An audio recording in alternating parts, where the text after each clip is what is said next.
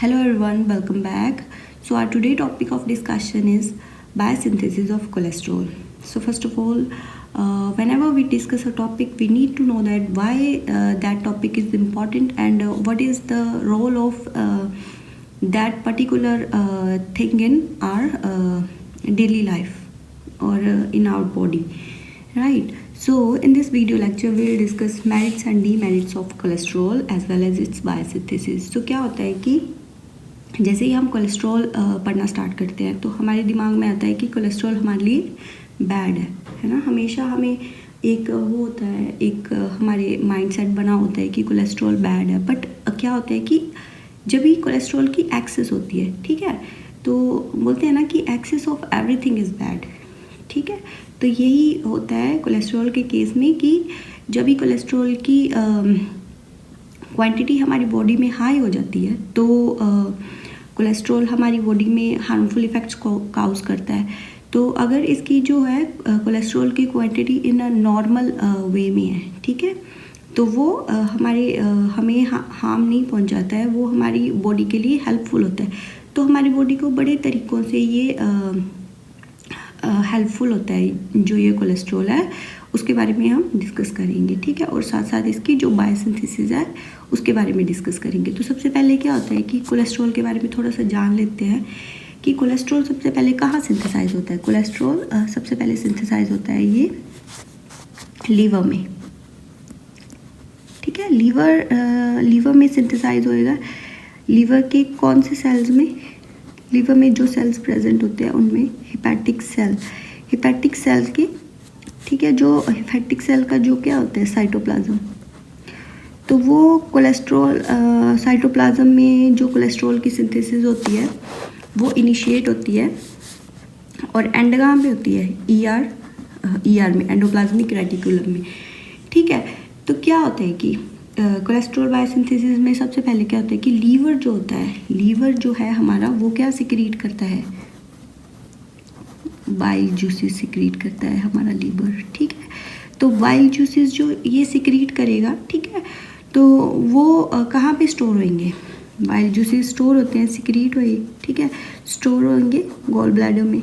साथ के साथ ही होते हैं ना ये लीवर और गॉल ब्लैडर प्रेजेंट, तो गॉल ब्लैडर में स्टोर होते हैं, ठीक है। तो बाइल जूसेस का मेजर फंक्शन क्या होता है? जो बाइल जूसेस का मेजर डाइजेशन में हेल्प करते हैं, तो फैट्स को कन्वर्ट करते हैं फैटी एसिड्स में। तो क्या होता है कि जब ये गॉल ब्लैडर में बाइल जूसेस स्टोर होते हैं, जब ये इनका नॉर्मल अमाउंट होता है तब तक तो ये ठीक होता है।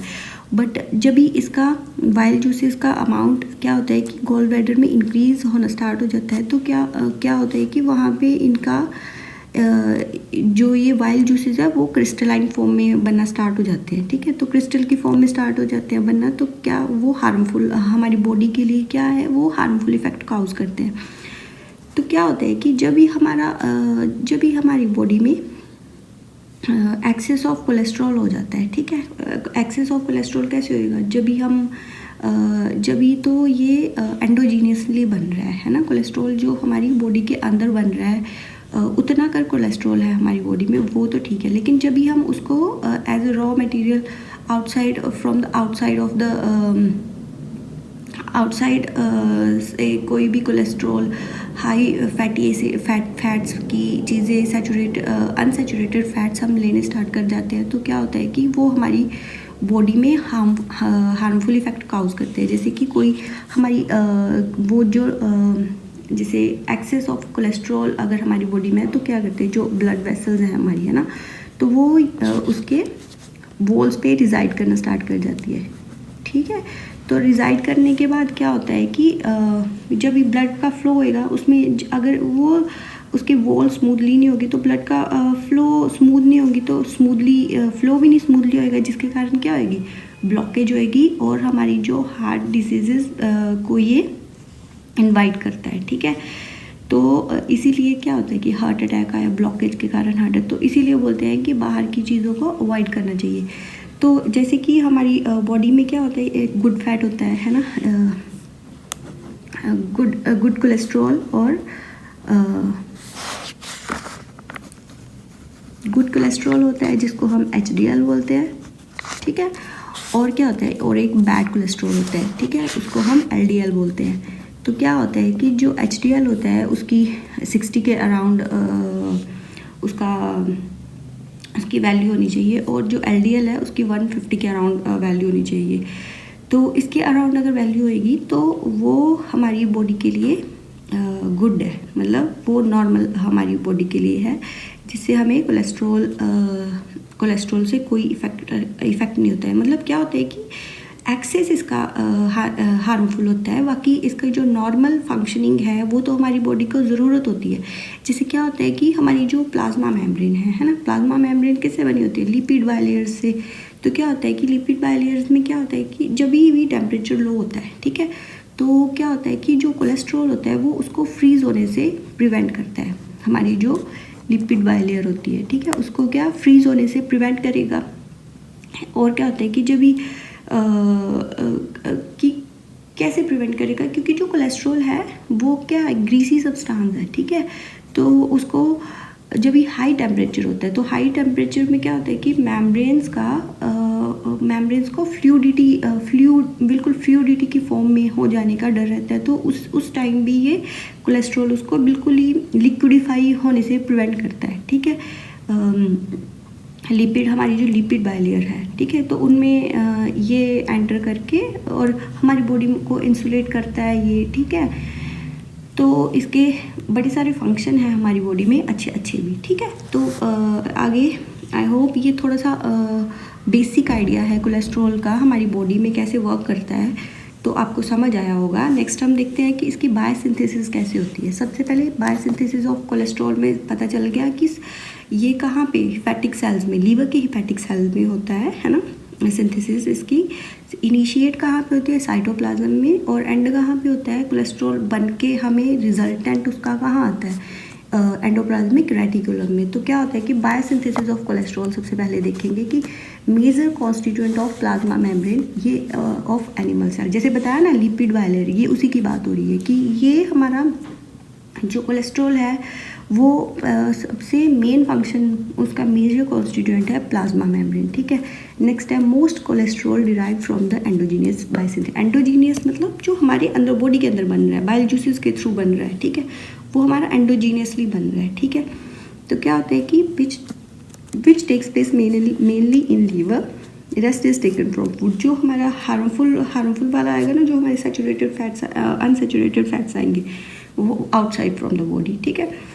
तो ये देखो आगे भी लिखा है कि कैसे ये लिपिड बाइलेयर में इनकॉर्पोरेट होता है, ठीक है।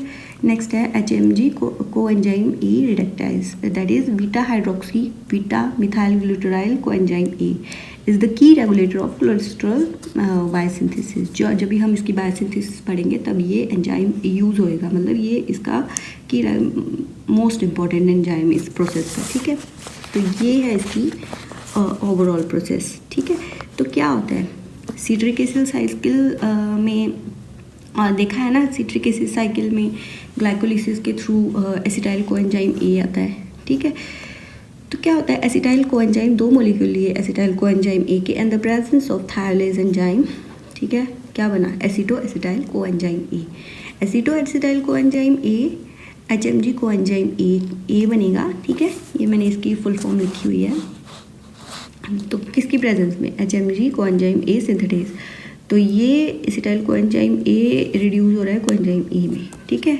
नेक्स्ट है फिर उसी HMG कोएंजाइम ए रिडक्टेज एंजाइम यूज़ होएगा, कोएंजाइम ए बाहर जाएगा, 2-NADPH की रिडक्शन होएगी, मेबेलेनेट बनेगा। तो जब ये मेबेलेनेट बनेगा तो एक फिर से दोबारा से एक कंप्लीट प्रोसेस चलती है, ठीक है, पूरी प्रोसेस चलती है। तो उस प्रोसेस में क्या होता है, उस प्रोसेस में बताया होता है कि कैसे कोलेस्ट्रॉल सिंथेसाइज हो रहा है, ठीक है। तो मेबेलेनेट से isopentenyl pyrophosphate, dimethyl allyl diphosphate, geranyl pyrophosphate, farnesyl pyrophosphate, squalene, lanosterol and at the end cholesterol की सिंथेसिस हो जाएगी। सो ये पूरी कोलेस्ट्रॉल की सिंथेसिस है, ठीक है। तो ऐसे करके ये स्टेप होते हैं जो हमारे बॉडी में कोलेस्ट्रॉल को सिंथेसाइज करते हैं, ठीक है। तो ये था हमारा biosynthesis of cholesterol. I hope आपको समझ आया होगा। अच्छी लगी हो वीडियो तो please like share and comment. Thank you.